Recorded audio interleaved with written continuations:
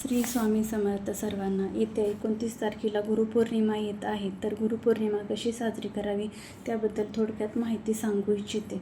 तर गुरुपौर्णिमा हा दिवस म्हणजे गुरूंविषयी कृतज्ञता व्यक्त करण्याचा दिवस म्हणजे गुरुपौर्णिमा. त्यामध्ये आपण गुरु आणि शिष्यांचा दिवस म्हणजे गुरुपौर्णिमा. आपल्या आयुष्यात आलेले त्या प्रत्येक गुरूंचा आभार मानण्यासाठीचा दिवस म्हणजे गुरुपौर्णिमा. त्यामध्ये आपले आईवडील हे आपले पहिले गुरु आहेत. त्याचबरोबर गुरु म्हणजे कोण, तर आपल्याला जन्म देणारे आईवडील तर गुरु असतातच. त्याचबरोबर योग्य मार्गदर्शन करणारे, ज्ञान देणारे, त्याचबरोबर आपल्याला अंधाराकडून प्रकाशाकडे नेणारे ते म्हणजे प्रत्येक व्यक्ती म्हणजे आपले गुरु आहे. आपले शिक्षक म्हणजे आपले गुरु आहेत. त्याचबरोबर गुरु जेव्हा आपल्या आयुष्यात येतात तेव्हा आपल्या जगण्याला योग्य मार्गदर्शन देतात. त्याचबरोबर आपले सर्व अडीअडचणी दूर करण्याचा काम आपले गुरु करतात. त्याचबरोबर योग्य मार्गदर्शन देऊन आयुष्य घडवण्याचा प्रयत्न गुरु करतात. त्यामध्ये आपले आयुष्य सावरण्याचा प्रयत्न गुरु करतात. ज्याप्रमाणे एखाद्या आई आपल्या मुलाला सावरते, त्याचप्रमाणे आपले गुरु प्रत्येक वेळेस आपल्याला पदोपदी आधार देतात. जेव्हा आपण स्वामी समर्थांना आपले गुरु मानतो, आपल्या आयुष्याची दोरी जेव्हा आपण स्वामींकडे देतो, तेव्हा आपले आयुष्य खऱ्या अर्थाने सावरायला सुरुवात होते.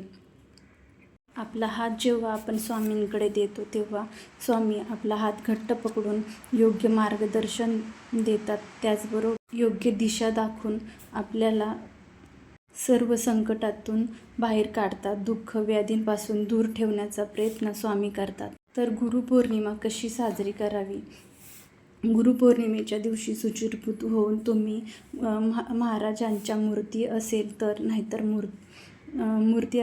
नाहीतर फोटोला स्वच्छ पुसून घ्यावे. त्यानंतर मूर्ती असेल तर मूर्तीवर तुम्ही पंचामृताचा अभिषेक करावा. अभिषेक करत असताना श्री स्वामी समर्थांच्या नामस्मरण करावे.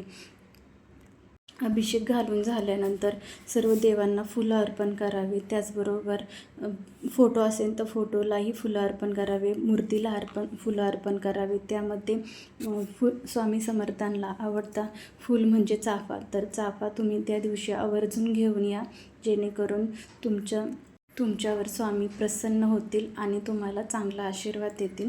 त्यामध्ये तुम्ही गंधपुष्प स्वामींना अर्पण करा. त्याचबरोबर स्वामींना आवडते फळ म्हणजे स्वामींना आवडते नैवेद्य म्हणजे त्यामध्ये बेसनाचे लाडू, त्याचबरोबर तुम्ही खीर करू शकता त्या दिवशी. त्याचबरोबर पोळीही करू शकता आणि घेवड्याची भाजी ही स्वामींना आवडती आहे. तर त्यापैकी तुम्ही कोणतेही नैवेद्य म्हणून करू शकता आणि स्वामींना अर्पण करू शकता.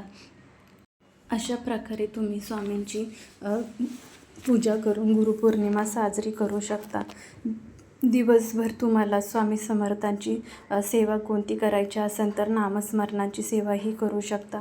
ज्या व्यक्तींना वेळ आहे त्यांनी गुरुपौर्णिमेच्या दिवशी स्वामीचरित्र सारामृत, त्याचबरोबर स्वामी समर्थांचे 11 माळी जप, त्याचबरोबर तारक मंत्र हे तुम्ही स्वामी समर्थांच्या सेवा करू शकता. त्याचबरोबर तुम्हाला नाही जमलं तर दिवसभर तुम्ही नामस्मरण करा.